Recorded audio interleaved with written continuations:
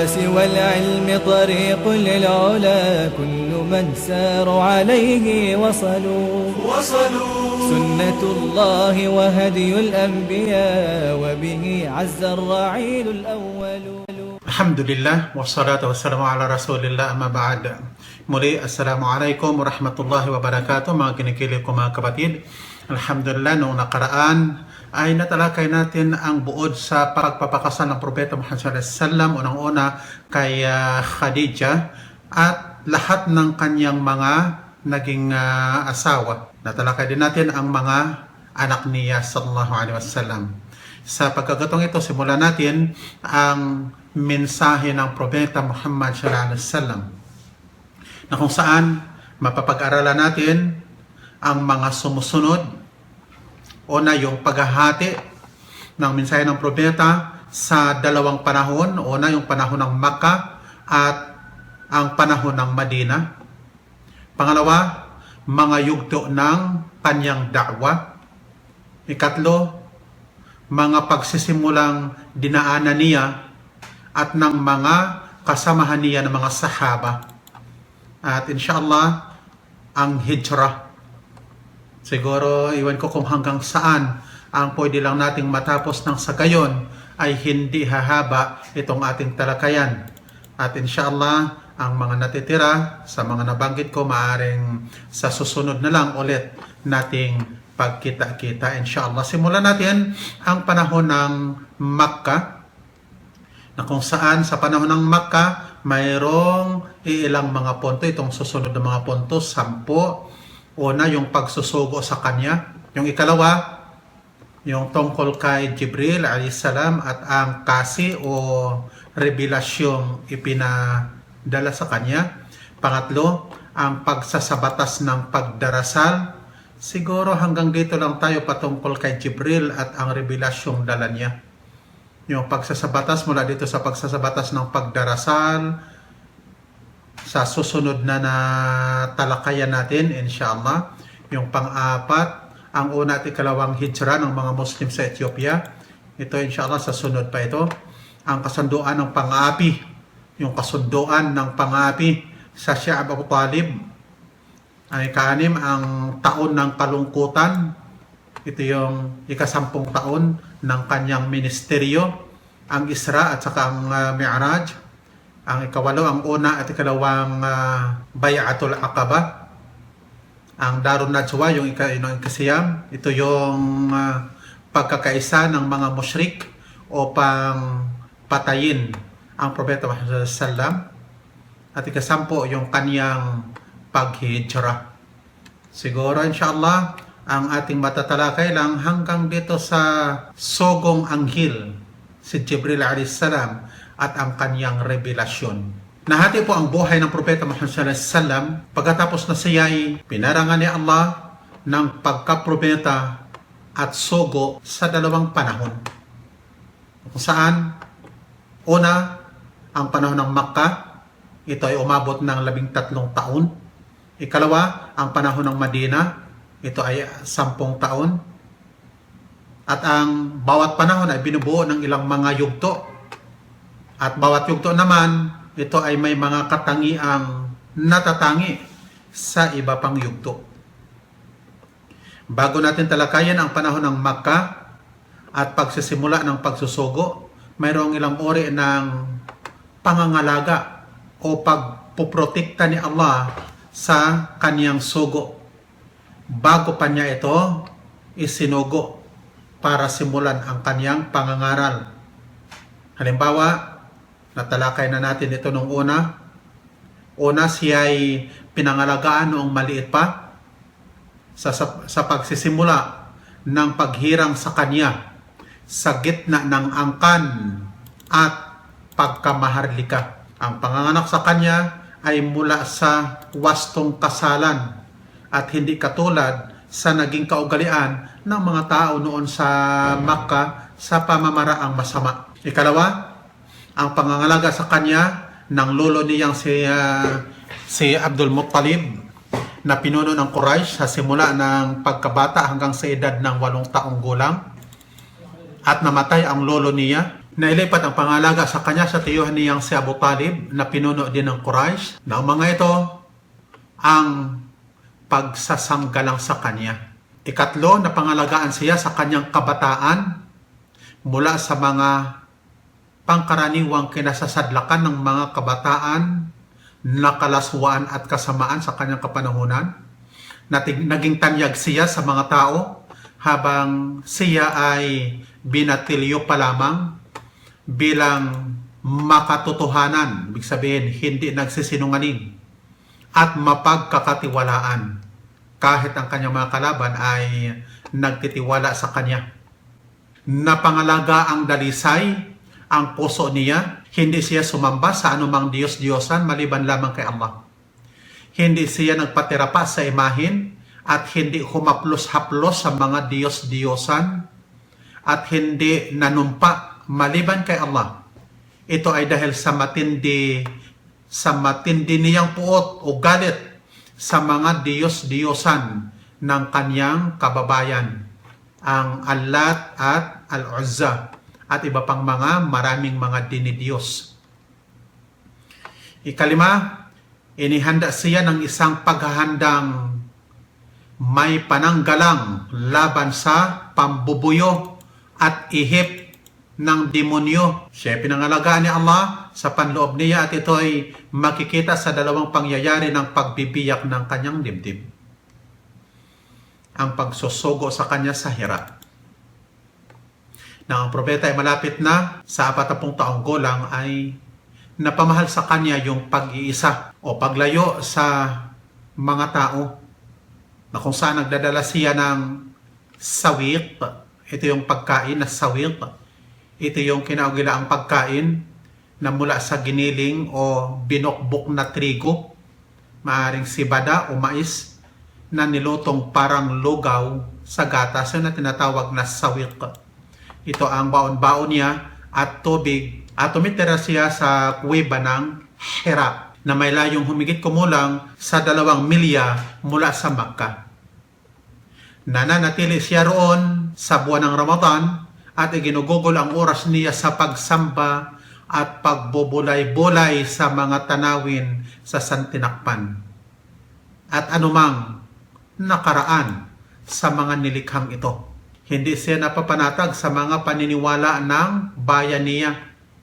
Subalit, wala naman siyang malinaw na daan o paraang tiyak at daang tatahakin na kung saan daan o pamamaraan na makapagpapanatag sa kanya at malulugod siya, makakapagpapalugod sa kanya.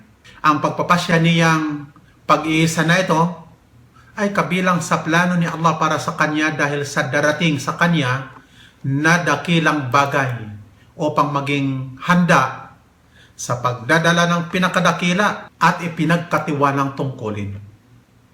Ang mga ito ay 3 taon pa bago isinatungkulin sa kanya ang mensahe o pangangaral. Dako tayo kay Jibril at ang pahayag o revelasyon.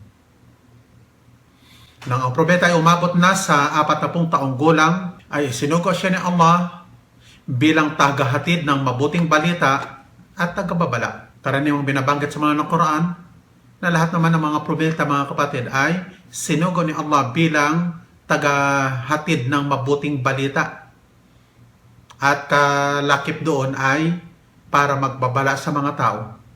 Dumating sa kanya si Jibril na may dalang pahayag na mula sa Panginoon ng mga nilalang o Panginoon o tagapaglikha ng mga jin at tao sa kuweba ng Hira, na kung saan sinabi sa kanya ni Jibril, ganito ang ating mababasa, qala qra, qal ma ana biqari, qal fa'akhadani faghattani hatta balagha minni al-jahd thumma arsalani faqala qra, qal qultu ma ana biqari, qal fa'akhadani faghattani ath-thaniyata hatta balagha minni al-jahd thumma arsalani faqala qra, faqultu ma ana biqari, fa'akhadani faghattani ath-thalithata hatta balagha minni al-jahd thumma arsalani faqal iqra bismi rabbikal ladzi khalaq, khalaqal insana min 'alaq, iqra wa rabbukal akram, alladzi 'allama bil qalam, 'allamal insana ma lam ya'lam. Sinabi sa kanya, sabi si Jibril, bumasa ka. Sinabi ng propeta, hindi ako makakabasa. Sinabi ng propeta na hinawakan niya ako at niyapos ng mahigpit. At saka pinakawalan ako at sinabi niyang muli, bumasa ka. Sinabi ko sa kanya, hindi ako makakabasa. Hinawakan niya akong muli at niyapos ng mahigpit at saka pinakawalan at nagsabi, bumasa ka. Sinabi kong muli, hindi ako makakabasa. Hinawakan niya ako at niyapos ng mahigpit at saka pinakawalan at sinabi niyang muli, bumasa ka sa ngalan ng Panginoon mo na lumikha. Lumikha sa tao mula sa isang malalinta.